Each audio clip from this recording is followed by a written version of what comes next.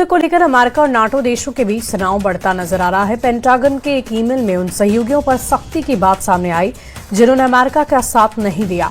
इसमें स्पेन को NATO suspend करने और फॉकलैंड और ब्रिटेन के दावे की समीक्षा जैसे कदम शामिल है। रिपोर्ट के अनुसार ये प्रस्ताव यूरोपीय सहयोगियों पर दबाव बनाने के लिए है।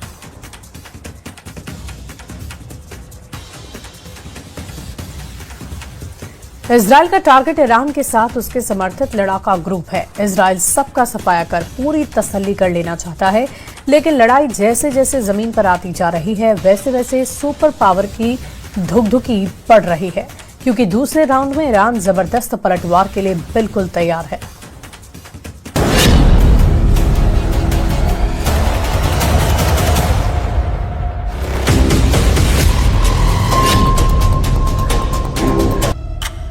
लेकिन ट्रंप कह रहे हैं कि सीज फायर में देरी की वजह ईरान की लीडरशिप में कंफ्यूजन है।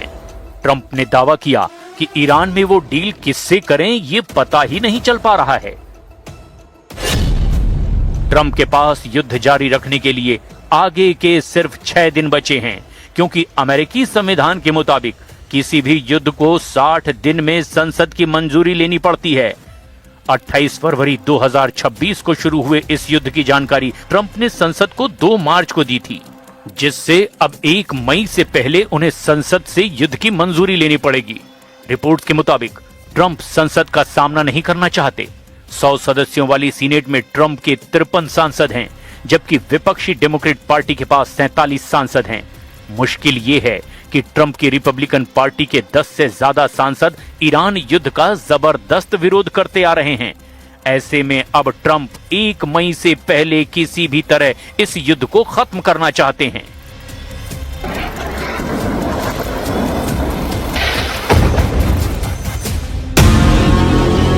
ट्रंप के पास दूसरा ऑप्शन ये है कि वो 30 दिन का एक्स्ट्रा टाइम ले सकते हैं, लेकिन इस टाइम में अमेरिकी सैनिकों की घर वापसी जरूरी होगी, ना कि युद्ध। इस बार ट्रंप 60 दिन की टाइमलाइन को पार करते हैं तो फिर उनकी पार्टी को जोरदार झटका लगना बिल्कुल तय माना जा रहा है। लेकिन ट्रंप फिलहाल किसी बात की परवाह करने के मूड में नहीं हैं। उन्होंने कहा है कि ईरान डील करता है तो ठीक, नहीं तो वहां कुछ सलामत नहीं बचेगा।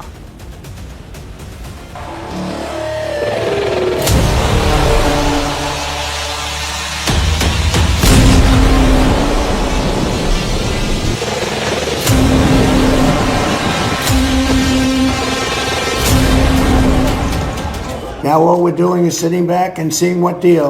And if they don't want to make a deal, then I'll finish it up militarily with the other 25% of the targets. We've hit. Trump भले ही वेट एंड वॉच का मन बना चुके हैं, लेकिन इजराइल लेबनान में फुल फोर्स में हमलों को शुरू कर चुका है। बॉर्डर से बेरूत तक इजराइल ने बम विस्फोट की झड़ी लगा रखी है। इजराइल का टारगेट ईरान के साथ उसके समर्थित लड़ाका ग्रुप हैं।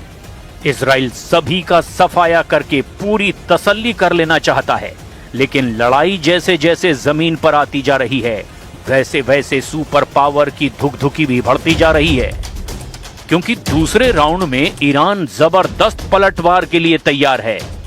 इसी वजह से ट्रंप अब नेटो फोर्स को युद्ध में आने का लास्ट चांस दे रहे हैं। उन्होंने दूसरे राउंड के युद्ध में नेटो फोर्स की एंट्री के लिए उकसाया है। ट्रंप ने धमकी दी है, अब युद्ध में नेटो देशों ने मदद नहीं पहुंचाई तो अमेरिका सबक सिखाएगा। रॉयटर्स के मुताबिक पेंटागन ने स्पेन को नेटो से बाहर करने की मांग की है, क्योंकि ईरान युद्ध में स्पेन ने अमेरिका का खुलकर विरोध किया है। ईरान युद्ध के दौरान स्पेन ने अमेरिका के लिए अपना एयर स्पेस भी बंद कर दिया था। पॉलिटिको के मुताबिक ईरान युद्ध के बाद अमेरिका ने नेटो के भीतर अच्छे और बुरे देशों की एक लिस्ट तैयार की है। ट्रंप की बैड लिस्ट में जिन देशों का नाम आया है उन पर सख्त एक्शन लेने की धमकी दी गई है। मतलब ये कि ट्रंप यूरोपीय देशों की बर्बादी का टेंडर पुतिन को दे सकते हैं, जिन्हें यूक्रेन युद्ध का बदला यूरोप से लेना है।